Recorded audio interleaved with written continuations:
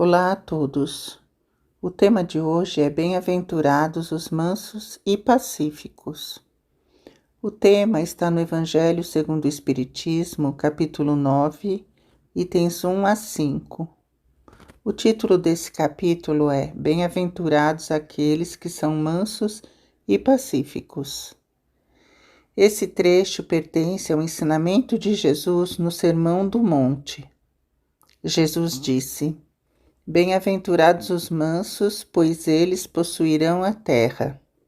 Bem-aventurados os pacíficos, pois serão chamados filhos de Deus. Jesus, quando esteve encarnado aqui na terra, falou sobre a necessidade de sermos pacíficos e condenou todo tipo de violência. Na época em que Jesus viveu, a violência praticada era predominantemente física, uma violência ligada aos aspectos materiais da vida, como o castigo do corpo físico e o confisco dos bens materiais. Sobre a violência física, Jesus disse: Não matareis, e todo aquele que matar merecerá ser condenado pelo julgamento. Jesus usou o exemplo de não matar para ensinar sobre a violência física. Porém, Jesus, mesmo naquela época, não considerava apenas a violência física, mas ia além.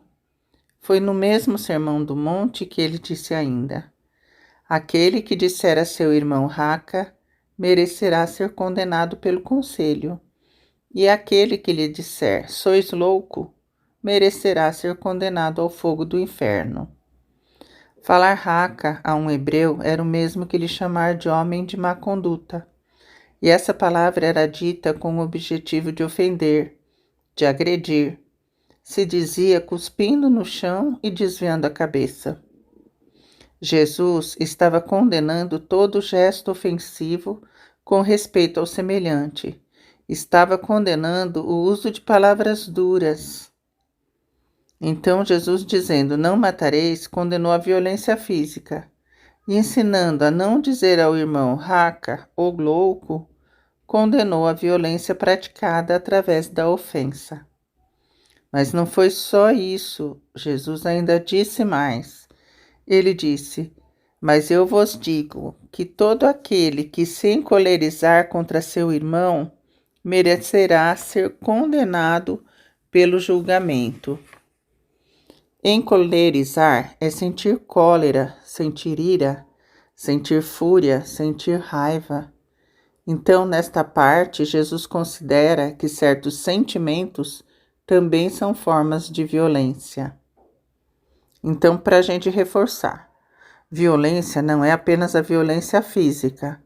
Pratica-se violência também através das palavras e através dos sentimentos. De forma geral, violência é todo ato de desrespeito contra uma pessoa, um ato de força que um indivíduo ou um grupo impõe a outro. A violência contra o corpo físico e contra os bens materiais é a mais fácil de ser vista e de ser percebida. Exemplos da atualidade são sequestros, assaltos, tráfico, assassinatos, tapas, socos, etc. Quando alguém pratica violência física contra outra pessoa, quem pratica sabe que é violência. Quem recebe essa violência, quem é o alvo dessa violência, sabe que está sendo agredido. E as pessoas que convivem ou estão mais próximas também conseguem ver a prática da violência. E ninguém tem dúvida de que ela esteja acontecendo. Por ser uma violência mais fácil de identificar, a nossa sociedade já formulou leis para coibir e punir atos de violência física há muito tempo. A violência das palavras não é tão facilmente percebida na nossa sociedade, onde muitas pessoas consideram normal xingar, ofender e magoar. A pessoa agredida com a violência das palavras também muitas vezes se chateia, se aquieta, porém não reclama, pois não tem muita clareza sobre o seu direito de ser respeitada. As pessoas ofendem umas às outras em casa, no trabalho, entre colegas e principalmente através das manifestações nas redes sociais, na internet. São xingamentos, palavrões e ofensas que alimentam outras formas de violência, como discussões, disputas e desentendimentos. As ofensas verbais são inúmeras na nossa sociedade, mas elas não são inofensivas. Toda palavra que sai da nossa boca sai carregada de energia que está dentro do nosso coração. Se um motorista xinga o outro no trânsito e faz com intenção de agredir, é violência. Chamar o outro de burro, incapaz, analfabeto, etc., é também agressão, é violência. Mesmo em situações em que a intenção não seja propriamente a agressão, se a palavra dita ofender ou magoar o outro, é violência, é agressivo, é ofensivo. É violência porque ofende, magoa e machuca o outro. A terceira forma de violência que estamos tratando hoje nasce dentro do pensamento e da intenção de alguém. Essa violência se manifesta de forma silenciosa, por meio do desprezo, da exclusão, do preconceito, da discriminação, do isolamento de pessoas em razão de suas opiniões, orientação sexual, raça, cor da pele, crenças ou comportamentos. Essa violência é a violência psicológica, a violência moral, da qual é muito difícil se defender, porque a violência psicológica não se exterioriza de uma forma que nós possamos vê-la claramente.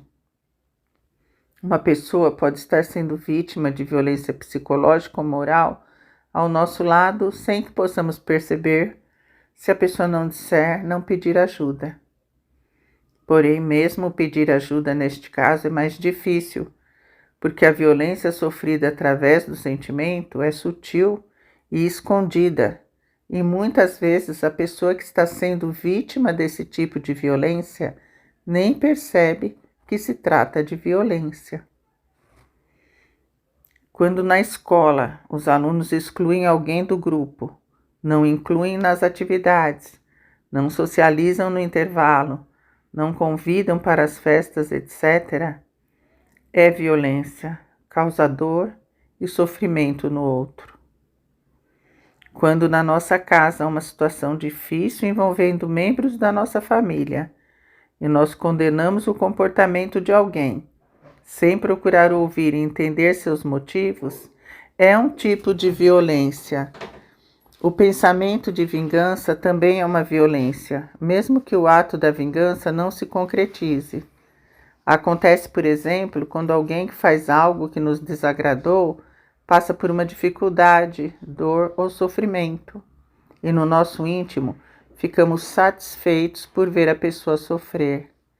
É violência de pensamento, de sentimento, ainda que não haja qualquer expressão exterior a nós, porque nesse caso se sente o gosto da vingança, o prazer de ver o outro prejudicado. Quando falamos na violência pelo preconceito, estamos registrando a discriminação, os maus tratos e as ofensas que sofrem as crianças, os jovens, os idosos, a população vulnerável, os portadores de necessidades especiais, as pessoas LGBTQIA+. No caso dos idosos, presenciamos diariamente na condução pessoas jovens e saudáveis que se sentam no ônibus, no metrô. Quando os assentos estão todos ocupados e sobe um idoso, a pessoa não se levanta, não cede o lugar e muitas vezes finge até que está dormindo. Além de falta de caridade, é violência o desrespeito ao direito do outro. Precisamos refletir sobre qual tipo de sentimento estamos alimentando dentro de nós com relação às outras pessoas. O nosso sentimento é carregado de energias. Sentimentos bons emanam energias boas. Sentimentos ruins vão gerar energias inferiores e alimentar atitudes negativas que são tomadas sutilmente e às escondidas. O ímpeto da violência não nasce no nosso corpo físico, é do nosso espírito. É o nosso espírito que precisa evoluir, deixando de lado velhos hábitos de violência para que nosso mundo possa evoluir. É o nosso lado moral que precisa ser trabalhado no combate à violência. O caminho mais difícil é o da violência, porque leva ao sofrimento. A violência cobra um preço.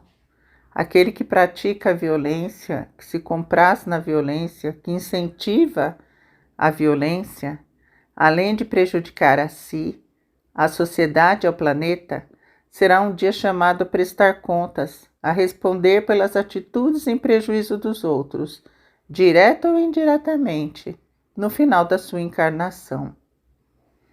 Porque a violência causa dor no outro, causa sofrimento no outro, causa as doenças do nosso tempo, como a tristeza profunda, a depressão, a síndrome do pânico, desarranjos no corpo físico. Pode também trazer o suicídio daquele que se sente oprimido. Será que nós queremos ser os causadores de tudo isso nas pessoas do nosso convívio? Para seguirmos os ensinamentos de Jesus, para sermos mais brandos e mais pacíficos, uma boa forma de nos iniciarmos é nos preocuparmos com o sentimento do outro. Se em todas as situações da nossa vida, antes de falar ou agir, nos preocuparmos com o impacto que nossa ação terá no outro, nos preocuparmos em que o outro se sinta bem conosco, com certeza começaremos a abrandar nosso modo de ser, para não ferir, não machucar. Não vamos ficar parados esperando a vida nos trazer lições duras para aprendermos a sermos mais pacíficos.